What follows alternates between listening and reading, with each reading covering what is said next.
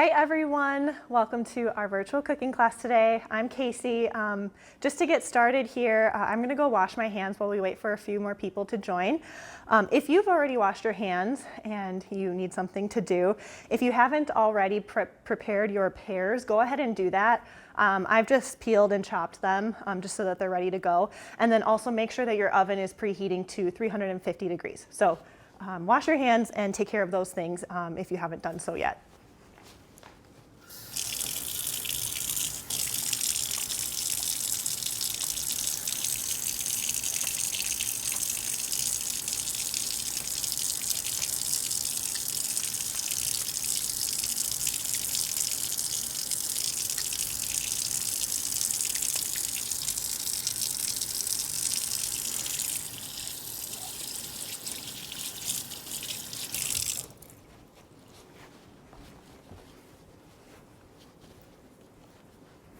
All right, if you happen to join in the last minute or so, what I have already done is preheated my oven to 350 degrees, and then I've also peeled and chopped my pear. So go ahead and do that if you haven't already.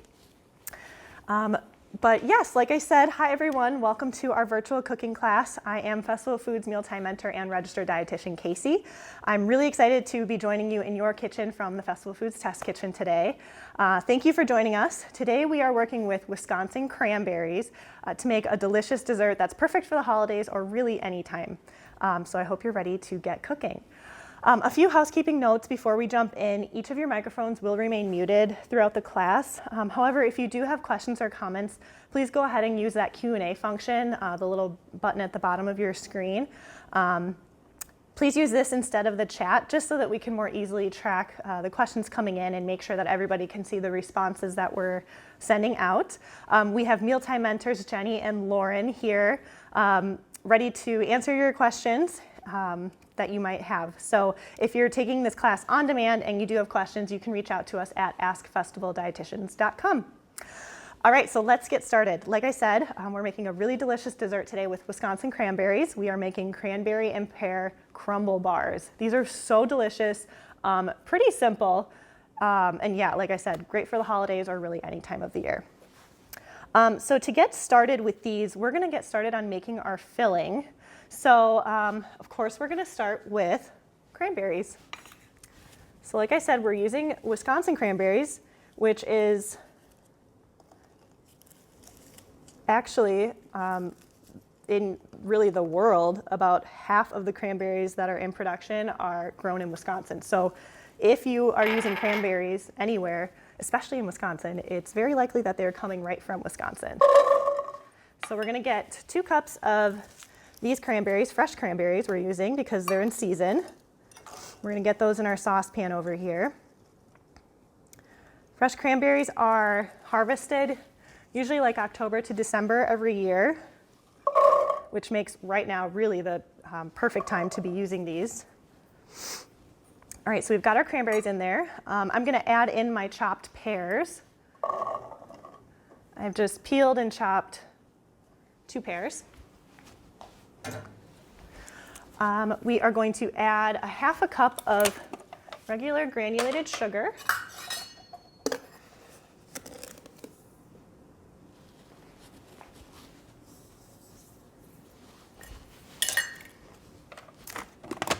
And then we're going to add some orange juice. If you're using already prepared orange juice, that's perfectly fine. I just have an orange today, so I'm just gonna fresh squeeze it. But before I do that, I'm actually gonna zest it because we're gonna need to use the zest later in the recipe. So let's see, we need a half a teaspoon of orange zest. So I'll get that going here. I love using orange zest in recipes. It adds just a really strong citrusy orange flavor. And I like that it uses a part of the orange that maybe we would otherwise throw away. So we'll make sure to get that going. It's definitely easier to zest before you cut the orange, just because otherwise you'll probably have juice going everywhere. So that's why I'm doing that right now. So while I'm doing this, as you have probably guessed, the theme of today's class is Wisconsin cranberries. Wisconsin cranberries have actually been grown in the state since before Wisconsin was even a state, which is kind of cool. They've been dating back to the 1830s, and today Wisconsin cranberries are harvested on about 21,000 acres across the state, which accounts for 20 of the 72 counties that are in Wisconsin. So that's definitely a really big range that we have going. All right, I think I've got more than enough here. Half a teaspoon. Oh yeah, great. All right, I'm just gonna set that zest aside here and go ahead and, I like to give my oranges just a little roll on the countertop or cutting board before I cut them to juice them. It just kind of helps to loosen up those juices a little bit and get them out a little bit easier. So I'm just gonna squeeze some juice here.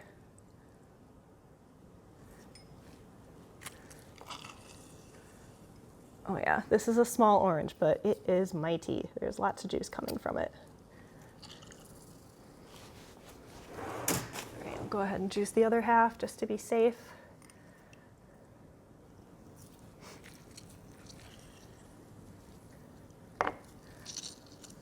All right, and we need 2 tablespoons of that orange juice. So if you're, like I said, if you're using already prepared orange juice, you are way ahead of me right now. That is just fine, but I'll get 2 tablespoons of that in here. Perfect. And we'll just get this filling started. I'm gonna turn on the heat to about medium high. I'm just gonna give it a stir. And really, we're just gonna let this cook. We're gonna bring it to a boil, which you might be saying, Casey, how is this going to come to a boil? There's barely any liquid in it. And I say that because I thought the same thing the first time I made this. But the cranberries and the pear reduce pretty quickly, and you'll see a lot of liquid starts coming out and it'll start boiling. All right, so we'll let that go. Let those fruits kind of cook down a bit and wait for those juices to start boiling. In the meantime, I'm going to actually grate some ginger right now, some fresh ginger, which we're going to add to our mixture in a little bit. So let's see, I need another half teaspoon of the ginger. So this is just fresh ginger that you can get in the produce department. I've already gone through and peeled it. You can actually just use a spoon to peel it if you'd like, or a vegetable peeler, whatever works. So I'm gonna go through and use the same microplane here to get some of that out for a half teaspoon.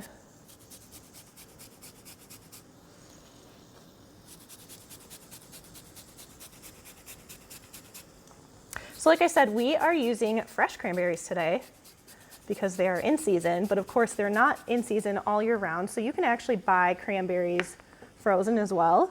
And a lot of times if you're using them in recipes that maybe call for fresh cranberries, you can actually just use frozen without thawing them.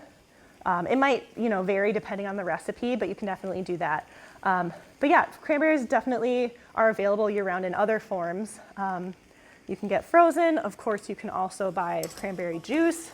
That's always available. You can get dried cranberries. Those are really great for adding to oatmeal, yogurt, salads, lots of different things. So lots of different ways to get your cranberries throughout the year if it doesn't happen to be October through December. All right, I'm just giving my filling here a little stir. I'm just gonna stir occasionally as this cooks down just to make sure nothing's burning. And I already see some juices starting to come from those fruits, so we're doing well. All right, so I've got my ginger ready for when we need to add that later.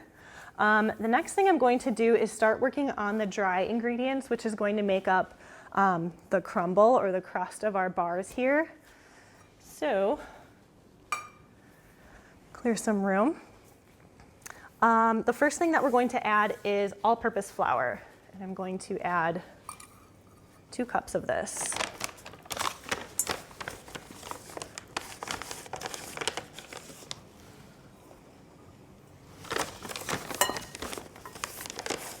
I'll get this butter out of the way so you can see a little bit better.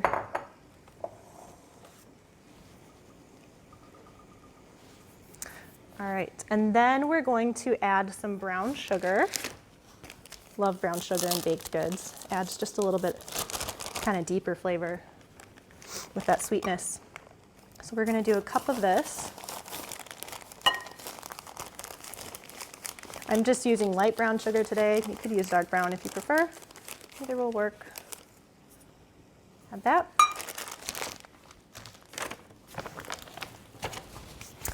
The next thing I'm going to add is almond flour. So almond flour is really just ground up almonds. It adds a really nice kind of nutty flavor to baked goods, which goes really well in this recipe for sure with a crumble. And I'm adding a cup of that as well. Gotta double check to make sure I'm not putting too much or too little of anything. All right, and then I'm going to add some oats. I love oats in baked goods. Adds a lot of really great texture there. I'm just using regular old-fashioned oats. These are so versatile as well. They're just kind of having your pantry all the time. All right, a cup of those. I'm gonna give my mixture another stir. Oh my gosh, look at all these juices going on. I don't know how well you can see this, but I've got a lot of different juices happening with my pears and my cranberries. It's looking really good.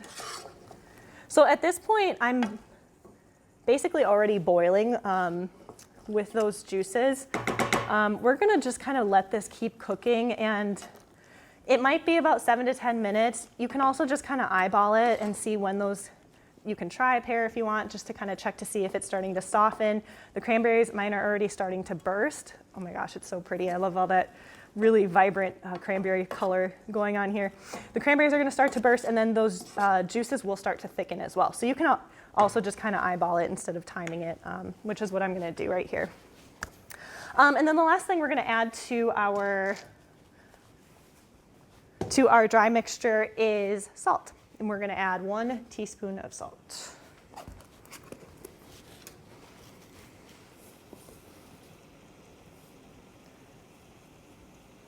Help balance out that sweetness a little bit. Okay. I'm just gonna combine this, the start of our crumble.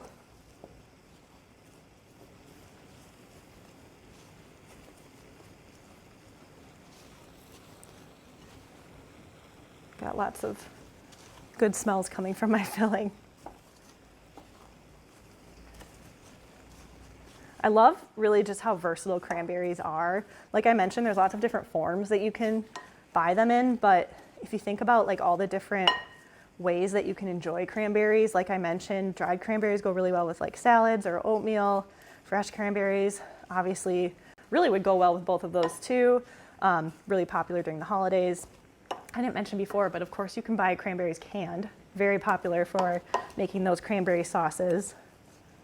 So lots of different ways to enjoy cranberries really throughout the year. But interestingly enough, about 20% of all cranberries that are grown are eaten around the holidays. So I don't think that comes as too much of a surprise to us, especially here in Wisconsin.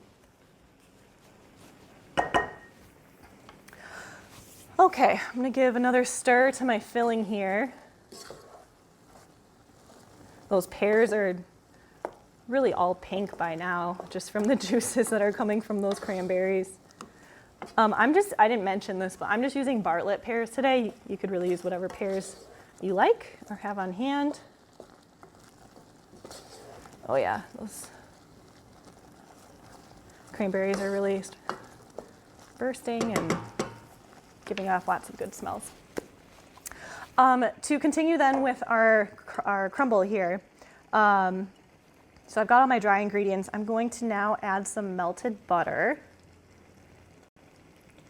I like when a recipe calls for melted butter because it's a lot easier for me to do than softened butter.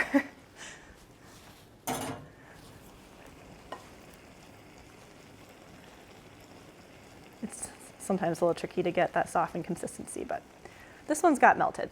And then we're adding one of my favorite ingredients, the almond extract. I just love the flavor that this gives to baked goods. or really any goods. If you don't like almond extract, not everybody does, that's totally fine. You can feel free to leave that out. All right, and then I'm just going to do a half a teaspoon of this. But this is something too that you could add a little bit more or less of if you prefer.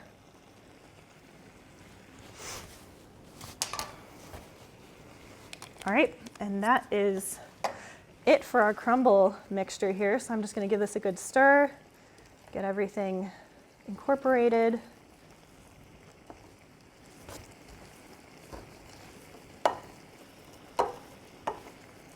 Oh, that almond extract, that smell is so good. If you don't like almond extract and don't want to use any, you can leave it out, but you could also just substitute like a vanilla extract if you prefer that flavor as well. All right, I've got this looking pretty good here. Good crumble consistency. So let's go back over to our filling. Oh my gosh, okay. We're at a deep red situation and it is beautiful. I'm actually gonna turn this off because it's starting to thicken. Everything is red. It's beautiful, smells great. What more could you want? So we've got that all cooked, and I'm just gonna add a few more ingredients to that filling then. So the first thing I'm gonna add is a vanilla extract, and I'm adding a teaspoon of that.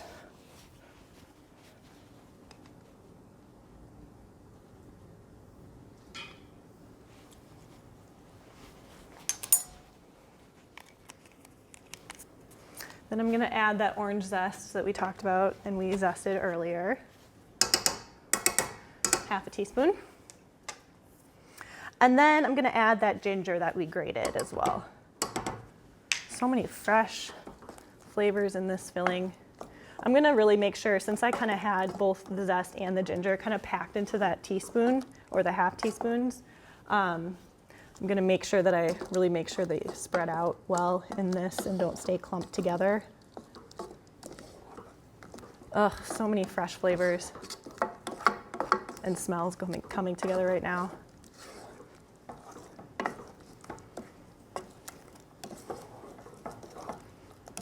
Yum.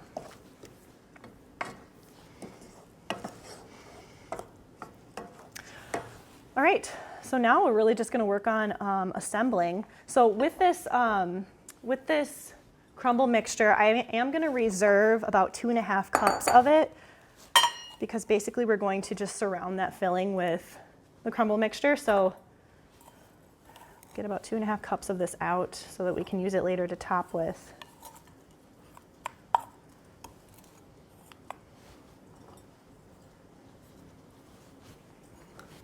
And then the rest of it, I will get into our baking pan. So I'm using a 9x9 baking pan today. And what I've already done is gone through and just lined it with some parchment paper. So I'm just gonna get my crumble mixture in here.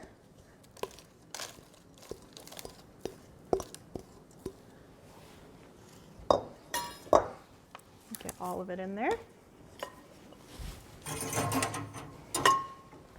And I'm just gonna go through and pat it down. And I'm gonna try to make sure that it's like in an even layer throughout so that it bakes as evenly as it can. Also making sure to get all the way to the edges. It can be kind of tricky when you're using parchment paper to really make sure you're getting all the way to the edges of the pan. So I'm looking out for that as well.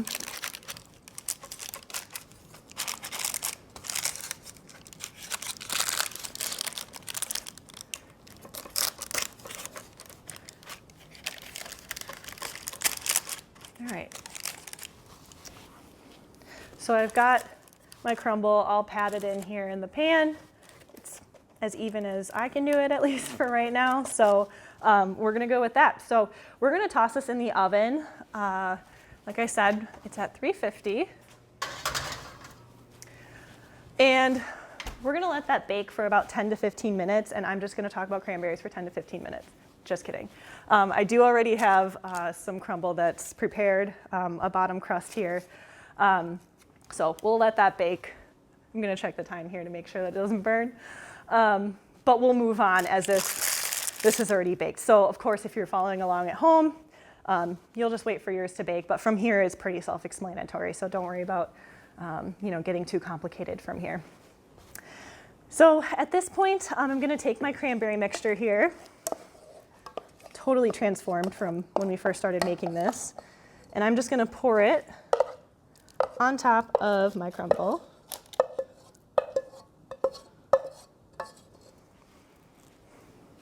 And I'll make sure to kind of spread that out in an even layer as well. Get all the way to the edges. Oh my gosh, this is so beautiful.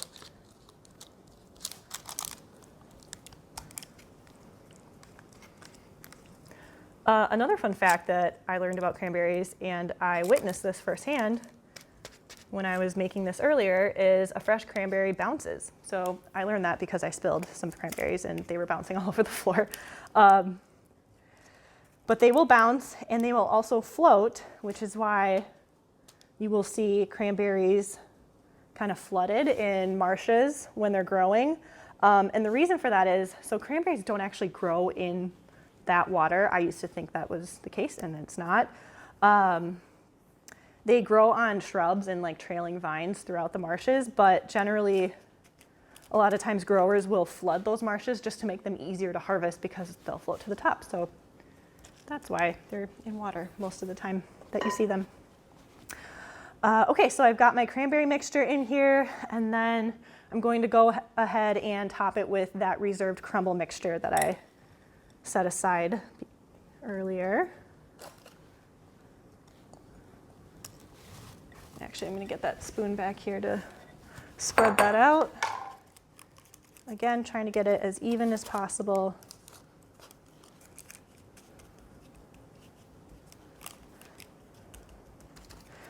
Really, to try to make sure everything cooks evenly. I will say I do like when there's a little bit of red kind of peeking throughout. I think that's really pretty. So if you've got that going on, no worries.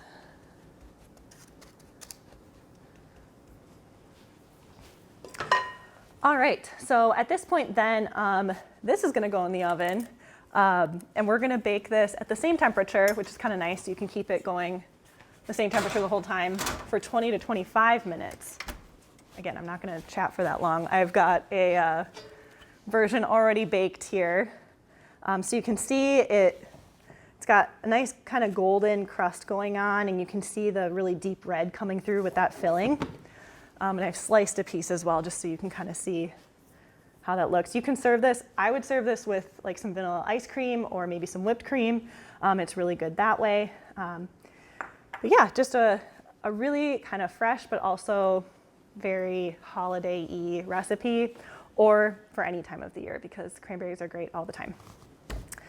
So that's what we have for you today. Thank you so much for joining us. We hope you had fun and learned a few things along the way. If you're taking this class live, you will be receiving a post-class survey to the email address that you provided us when you registered for the class. We'd really appreciate it if you took this survey and let us know how you like the class, or if you have ideas for future classes to make them even better. And as a thank you, we'll be picking one survey responder from our live class to win a $25 Festival Foods gift card. To register for upcoming live classes, view previous classes, and then get all the materials that you'll need for both of those, you can visit fastfoods.com/classes. If you want to be the first to hear about our upcoming classes, you can follow us at Fast Foods on Facebook or Instagram, or you can also sign up for our Appetite weekly email at fastfoods.com/appetite. And then you can also find more recipes from the Mealtime Mentors at fastfoods.com/meals. Thanks so much. We'll see you next time.